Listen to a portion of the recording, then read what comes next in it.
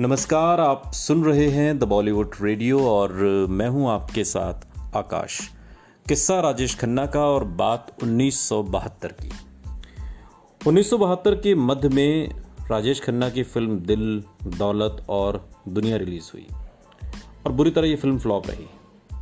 करीब 2 साल पहले फिल्म आराधना के साथ आए सुपरस्टारडम के बाद ये उनकी पहली बड़ी फ्लॉप फिल्म थी। लेकिन फिर इस फिल्म के बाद रिलीज हुई ऋषिकेश मुखर्जी की बावर्ची ने उन्हें सहारा दिया। बावर्ची ने औसत बिजनेस ही किया, लेकिन राजेश खन्ना के कॉमिक टैलेंट की जमकर तारीफ हुई। इसके बाद जो हुआ वो राजेश खन्ना के चमत्कारिक उदय की तरह ही नाटकीय था।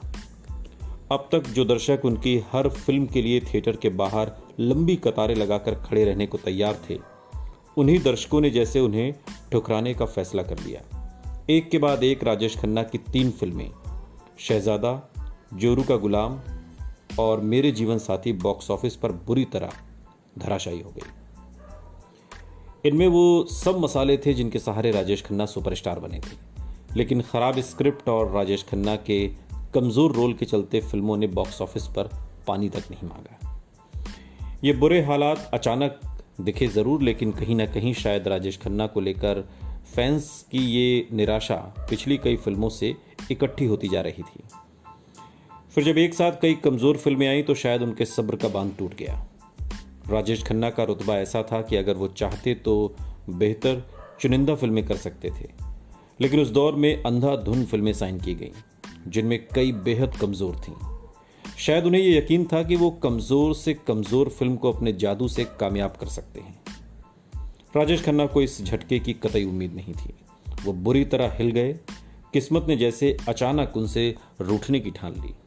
एक के बाद एक राजेश खन्ना की 4 फिल्में बुरी तरह फ्लॉप हुई और उन्हें पैनिक अटैक जैसा पड़ गया। वो अपने आप से और अपने करीबी लोगों से बार बार ये सवाल पूछ रहे थे कि ऐसा कैसे हो सकता है। वरिष्ठ फिल्म पत्रकार और लेखक रऊफ अहमद बताते हैं कि राजेश खन्ना ने एक बार मुझसे कहा कि उन्हें लगता था कि कामयाबी का दौर कभी खत्म ही नहीं होगा। वो उस समय अपराजेय लगते थे, लेकिन जब उनकी फिल्में पिटी तो वो बुरी तरह हिल गए।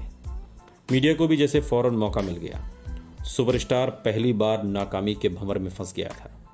फौरन कवर स्टोरीज लिखी जाने लगी कि राजेश खन्ना का सितारा डूब चुका है। बीबीसी रिपोर्टर जैक बिजी ने से बात करते हुए एक बार देवयानी चौबल ने कहा, वो अक्सर कहानी सुनाता कि ये स्टार नीचे जा रहा है, वो नीचे जा रहा है, लेकिन उसने कभी नहीं सोचा कि ऐसा उसके साथ भी हो सकता है। ये बातें राजेश खन्ना के लिए कही गईं। इस बुरे समय की बात करते हुए राजेश खन्ना ने बाद में अपने एक इंटरव्यू में कहा, मेरा पतन भी मेरी कामयाबी की तरह अचानक आया, एकदम से। जिस तरह की बेकार फिल्में लगातार मैं साइन कर रहा था, उसके बाद शायद ये अपेक्षित भी था। मैं निर्माताओं को इनकार न कर पाने की कीमत चुका रहा था। इसी साल अभी राजेश खन्ना की एक और फिल्म मालिक रिलीज होनी थी। फ्लॉप फिल्मों की इस आंधी से बौखलाए राजेश खन्ना ने इसकी पब्लिसिटी के लिए अपनी पूरी टीम झोंक दी। इस फिल्म की कहानी भी राजेश खन्ना को बेहद पसंद थी और उन्हें पूरी उम्मीद थी कि मालिक अचानक आई फ्लॉप फिल्मों की इस आंधी को रोक देगी। 1972 का वो साल, दिवाली का दिन, मालिक फिल्म रिलीज हुई। सारी पब्लिसिटी और शोर शराबे के बावजूद मालिक ने बॉक्स ऑफिस पर दम तोड़ दिया। सुनते रहिए द बॉलीवुड रेडियो, सुनता है सारा इंडिया।